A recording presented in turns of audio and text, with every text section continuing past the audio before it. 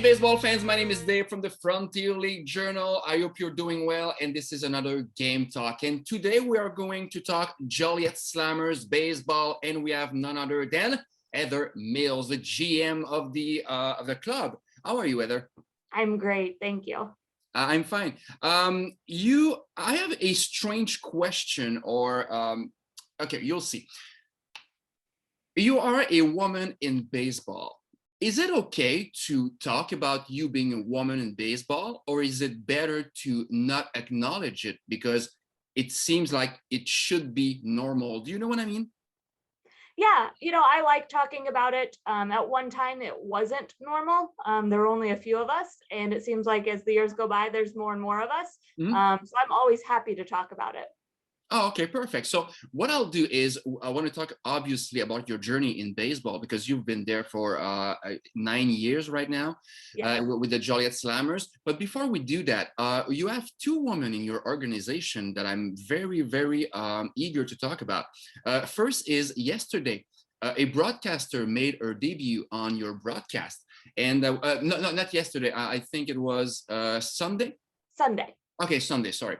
So Sunday, Kyleigh Rogers made her debut. Can you tell me what was how that came about? Was she asking for it or did you propose? How that came about? Sure. So Kylie's been with us a couple of seasons, working the camera, doing kind of miscellaneous stuff with the broadcast crew. We cycle through a few different people on our broadcast. Because of schedule conflicts and things like that. She's done our pregame show for a while, and so I think she's been itching to get in the booth, and she's great. She's very talented, so more than happy to have her in the booth. Do you see her coming back often on the broadcast? I think she'll be back for sure. Yeah.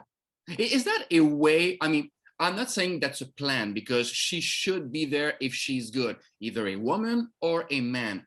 Is that a way to maybe bring on some more women onto the broadcast and just to make it appealing to give that kind of vision? Yeah, I think, the more women we have, the more women will gain in the future. And so, if you're good enough to do it, happy to have you. And, we'll just get more people on in the future, hopefully, that either follow in her footsteps or that we're more open to having because we've got the female in the booth there. Yeah, that makes sense. Talking about the broadcast, how do you feel about the Frontier League TV? How do you see that going forward and how it's been so far during the season? Yeah, so I don't get to see a lot of it. Usually during the games, I'm running around taking care of fans. I hope so. Yeah, dealing with that. So I haven't seen a whole lot of it. I haven't seen too many other teams. Hoping maybe this week I'll get a chance to see a little bit more of it.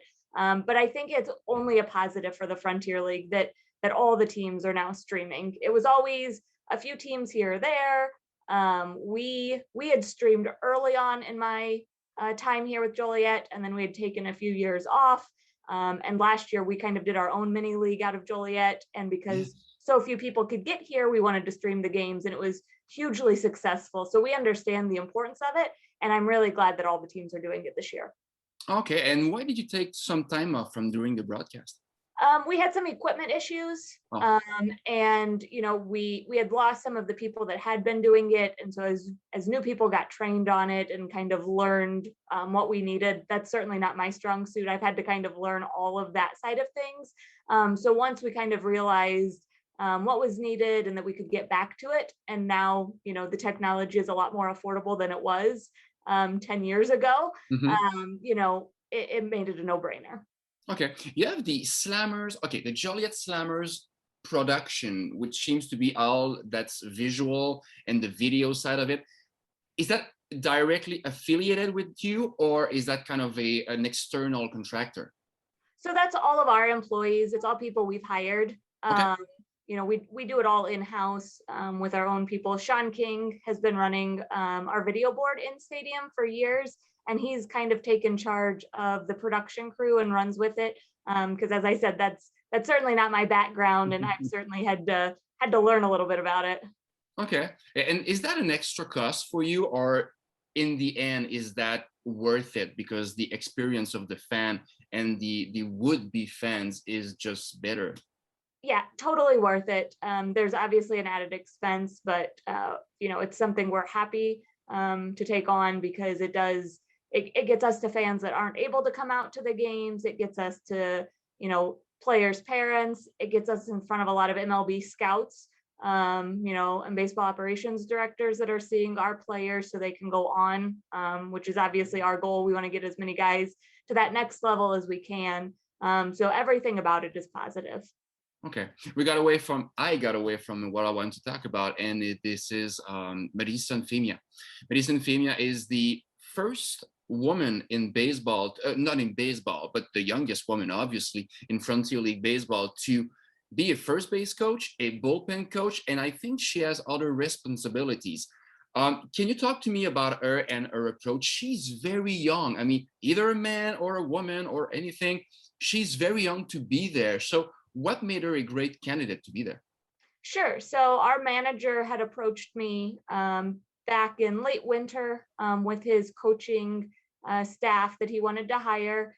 And so I had gotten her on the phone because her age alone kind of stood out to me. It didn't really matter that she was a female. If she was qualified, great. So I got on the phone with her and just kind of learned her background, that she'd been playing baseball for a long time and now ultimately wanted to coach in pro ball. So she'd been coaching for the last year at a local community college and had been working with Nuke, our manager, with the Illinois Hawks, which is a travel ball organization that a lot of our coaching staff works with. And so I talked to her and, was very mature, very excited, wanted to get her foot in the door. And that's what we're here for. We're here to kind of be the launching pad for a lot of people, players, staff, coaching staff. And so, I went over my concerns with her because there are certainly some concerns just being a woman in the game that I've come across during my years. And she was prepared for that. And, I made sure she knew she had an ally in me if there were issues. Wow. And so was happy to have her on board. Was there some, I'll need you to be honest if you can, obviously. Was there some reticence from some maybe men in the clubhouse? Because this is a woman in a men's clubhouse. Let's face it, we have to face reality. Was there some concern or from some people? I didn't really hear any concern. We've got several players, that have been with the team for a while, that if they were concerned, I think I would have heard about it. I think most ball players now are used to having a female in some role. A lot of trainers now, at the collegiate level are women. So it's really no different. The coaches don't really, go to the player side of the clubhouse very often. They kind of have their own locker room and everything. So I never heard any concerns from the players, which I was glad to not hear those. Yeah. She seems to be way mature, way beyond her age. How is it going so far? Is she bringing some good ideas? Has she been maybe facing some obstacles that maybe for her age, maybe for her experience, she hadn't maybe expected? Yeah. So, the coaches kind of do their thing with on the field. She reports to the field manager who, reports to me. But I've not heard of any issues that she's been having. I think it's probably a learning curve for our entire coaching staff because they are all new to the Frontier League. We've got some that have different levels of coaching experience. We've got one that's played in the Frontier League, but none had coached or managed in the Frontier League. So I don't know that she, is facing anything different than the rest of the coaching staff as they kind of learn how we play in the Frontier League. Okay. This is your 13th season in pro ball. You were in the American Association before, is that it? The Midwest League. Oh, the Midwest League. King County Cougars, yeah, and then the Pacific Coast League with the Memphis Redbirds. Nice, and you won championships there. You won championships too with the Slammers. Would it be fair to say that when we hire other males, we win? I wish I could say that. I'm not sure how much I have to do with that final product, but I do have the 2 championship rings. So yes, you do. Wearing those out to baseball banquets. Do you have them right now? I don't. Oh, come on. I mean, this is the biggest Okay, no, this is not the biggest platform. So what made you want to be a GM in baseball? Did you have a passion for the business side of it, or are you a very adept baseball fan? Yeah, so I fell in love with the game of baseball when I was about 12 years old. So I was really just a fan the first couple of years. Then I got to, junior high and high school, and it was starting to think about college and what I wanted to do. And at that time, sport management was kind of coming into its own as a college degree program. And I knew I wanted to focus on the business side. I always loved business classes in high school. That's how I wanted to go about it.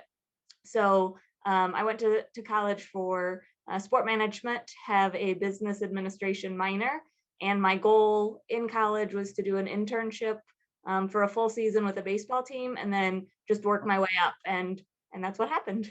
And you did. You were the box office manager for the Joliet Slammers 9 years ago. Would that be right? Yes.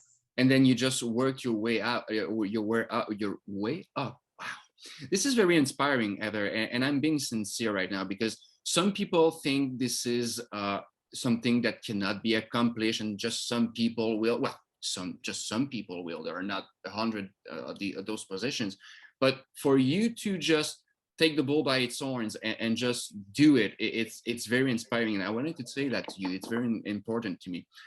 What is the toughest part of your job on a day-to-day basis, or just in general? The hours. The Oh, hours yeah? are really long. Okay. And there's not really any downtime during the season. So it's not unusual to put in a 16-hour day and to be working kind of those 16 hours just, from the time I get in to the time I leave, without much of a break. But other than that, I enjoy meeting our fans. They've become like family over the years. I enjoy working with our interns as they, learn if they want to be in the business, or if they decide the baseball business is not for them, because it's not for everybody. No. And enjoy working with our staff and getting to know the players over the years here. Okay. And I mean, on a year-to-year basis, each year, I mean, okay, so I'm Aaron Nikula, and I want to have that kind of a salary. Oh my God, how do you say that? That kind of salary for the season. Okay, I think the cap is at 85,000. Is that it? Yes. Okay, perfect. How do you decide where the budget goes? I mean, do you always try and cap and give it the full 85,000, or in that case, some years you have to say, well, this year it's Aaron, but hey, manager, this year I don't have 85,000 for you. Yeah, so our goal is to sign younger players and get them on to the next level. So that as an organization, our goal is to get as many players on to the next level as possible, signed by affiliated clubs, which generally happens with a certain age range. If you look over historical numbers, it's about 23 to 25-year-olds, which means that's the lower end of the cap usually.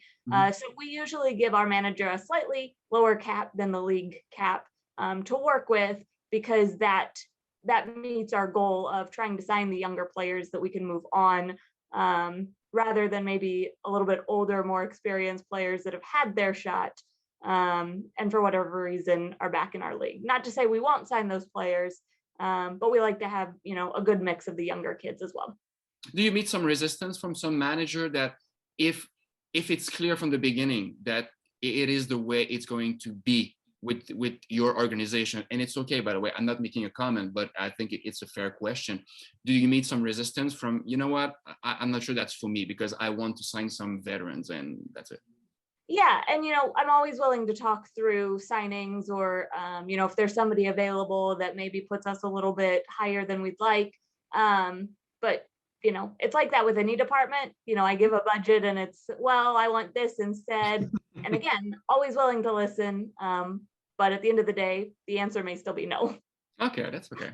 The 2020 season was obviously very tough for you. You were part of the All-American Baseball Challenge. Is that it? No, the City of Champions Cup. City of Champions. Wow, I am well prepared. The City of Champions Cup.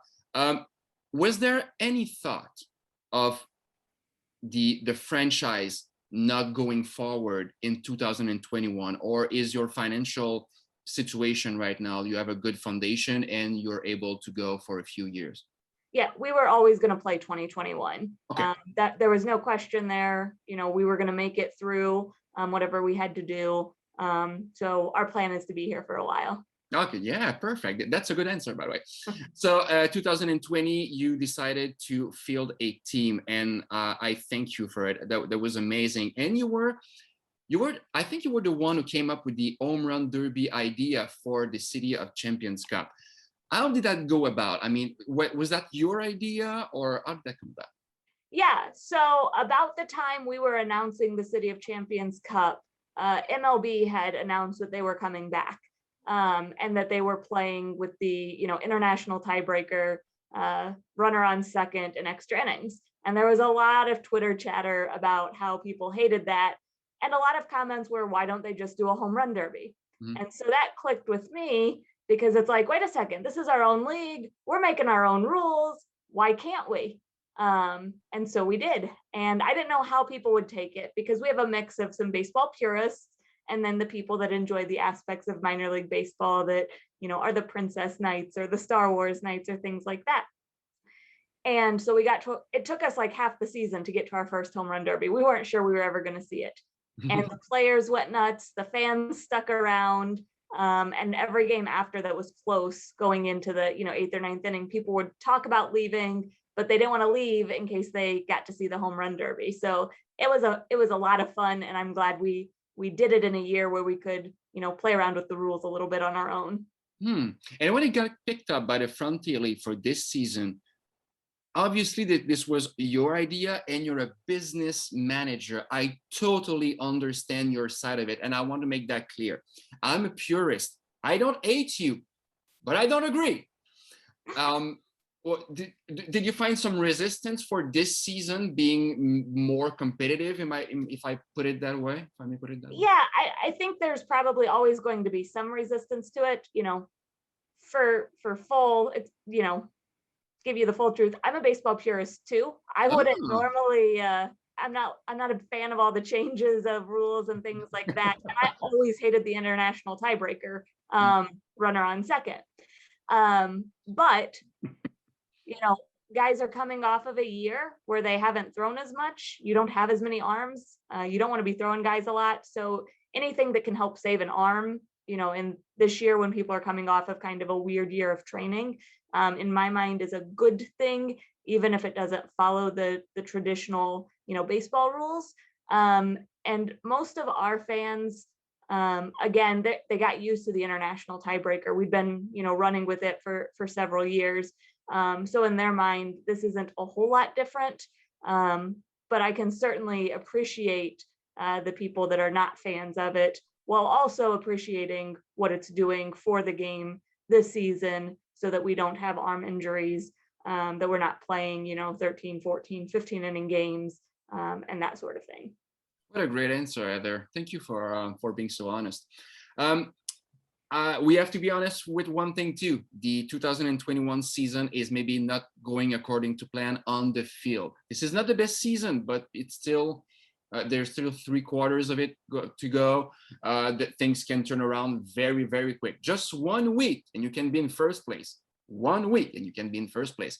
Do you have any say on what goes on the field, or do you let Aaron do everything? I basically let Aaron do almost everything.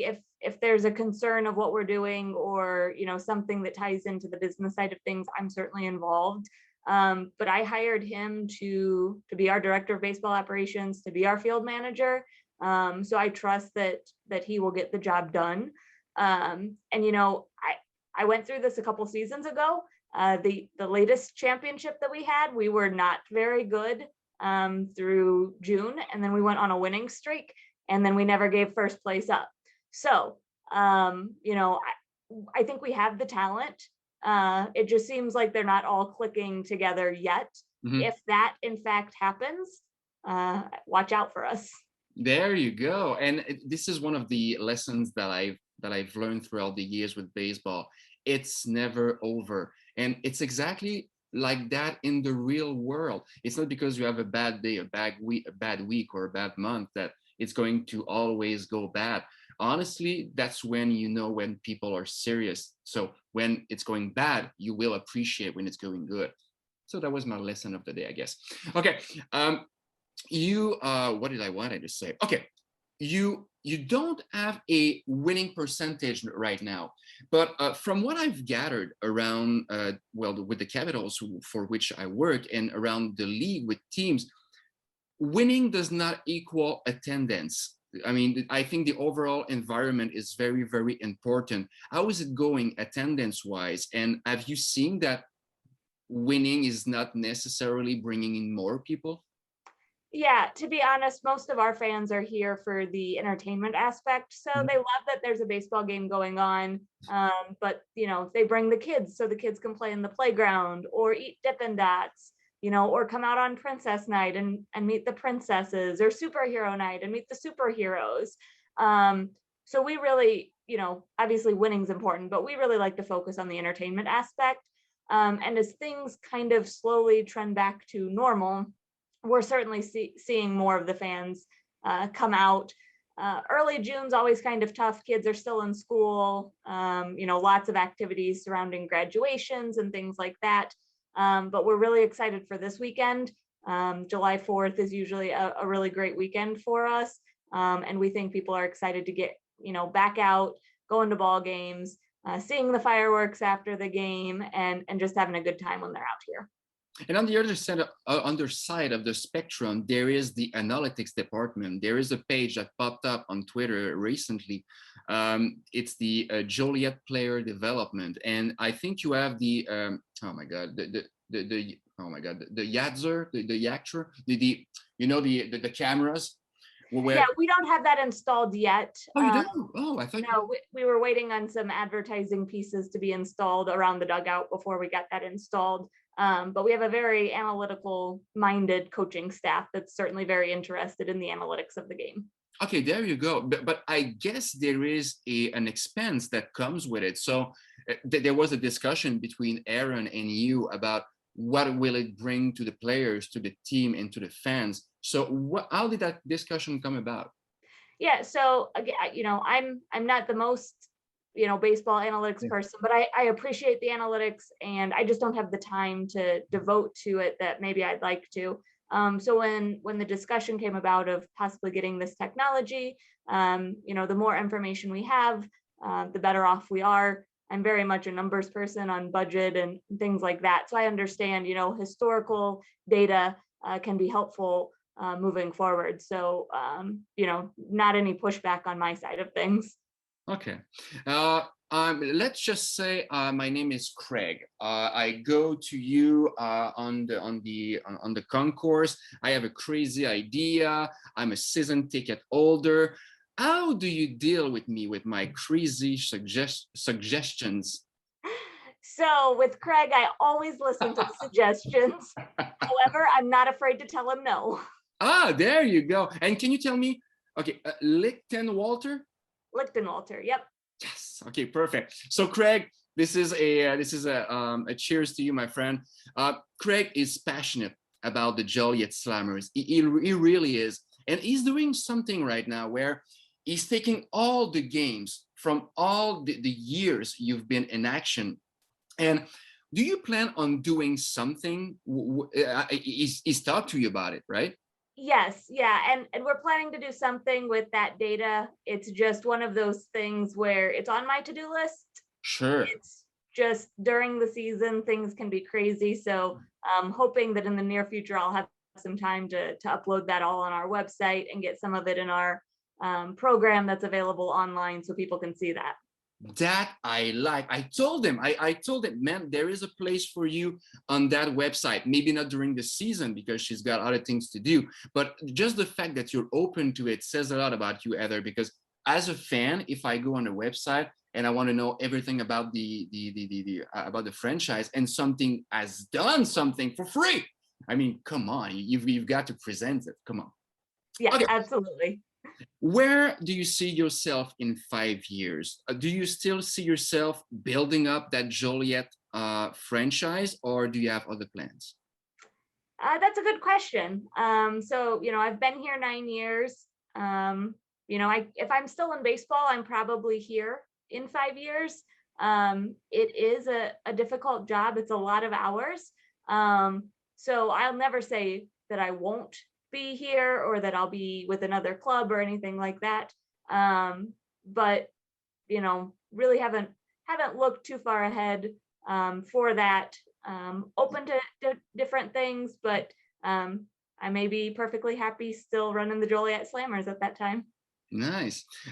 Your stadium seems to be very, very well located. The first time I saw a broadcast on TV, I saw all the surroundings and I thought about the Fenway Park, not because of the dimensions or because it looks like it, just because it's in the center of everything. Can you present to my audience, which is 3 subscribers, what kind of setup do you have? Are you near downtown? Are you near all the bars area, theater? How does that work? Yeah, so we're in downtown Joliet, and actually up the first and third baselines, we have 2 train tracks. One is the Amtrak, and then both of them run Metro, which is the commuter rail line into Chicago. So very easy access out of the city. And then the courthouse for Will County is located just a few blocks away. There's bars and restaurants that are a few blocks away. We've got a high school behind us in right and center field. There's a fire station out behind us in left field. So there's a lot going on around the stadium, but it's really cool to see trains come through. During games, we get commuter trains, we get freight trains that pass by the stadium. If the fire department gets called out, you'll see the trucks, anywhere where you're sitting in the stadium, you'll see the trucks go out. There's a theater just a couple blocks away. So a real mix of different types of businesses and entertainment in the area. Do you think you have a higher percentage of walk-up people, so of walk-up ticket sales than other clubs? Do you have that information? So this year is kind of difficult to gauge because it's not, really normal, like we would call it. But after spending years, running the box office here, the community likes to wait until the last minute to make any sort of plans. So we do generally have a pretty good walk up that without knowing the data of other stadiums, I would definitely say we're probably towards the top on those percentages. Okay. I have 2 more items to talk with you. First is John Danos was 2 or 3 months ago appointed the CEO of the Frontier League after so many years, since 1993. It was Bill Lee. They have a different approach. They have different backgrounds too. If my sources are correct, John Danos was in Joliet not long ago. How did that meeting go? How is this? Is this a breath of fresh air? Do you like the plan that's in place? Yeah, so I didn't get to meet with him too much. He met with our owner, Nick Samaka, for the majority of his time here. But what I've met him, what I've seen of him, I think it's only positive for the league. Sometimes change can be very good, just to get that, fresh perspective, a little bit different, especially as much as baseball has changed since 1993, just to get, a fresh set of eyes in. So I'm really looking forward to what he's going to continue to bring to the league. Nice. And the last item has nothing to do with baseball, and I hope I bring a smile to your face. On your bio, it says on the site, it says that one of your goals is to go on Geo Party. Yes. Okay, perfect. And it says on the site, and it's put that way, these are not my words, that you always give out useless trivia about farms. Is that it? Yes. I come from a very small community, farming community, and being around a bunch of city folk, they don't always know how farms operate. So what I did for you is I compiled a list of questions. Do you have like a few minutes to have fun with me? Sure. Okay, perfect. What crop produces the most cash for American farmers? I have 4 items: potatoes, corn, wheat, or apples. I'm gonna go with corn. Is that it? Yes, it is. Nice. You win nothing, by the way. But the next question, which of these units is the most common way to measure the size of a farm or ranch in the US? Square mile, acre, bushel, or cubic feet? Acre. Acre. Okay, you got it. So after 3, I think we'll just which type of livestock produces the most money for US farmers? Cattle, chickens, pigs, goats? Cattle. You're too good, Heather. You're way too good. Heather, that was a lot of fun. Thank you so much for your openness. I mean, as I mentioned, your story is inspiring, and I hope that people listen to it and they get a better sense of who you are and who the Joliet Slammers hire, and the higher quality people. Again, thank you so much for taking the time, and let's keep in touch during the season. Sounds good. Thanks so much. Have a good day. You as well.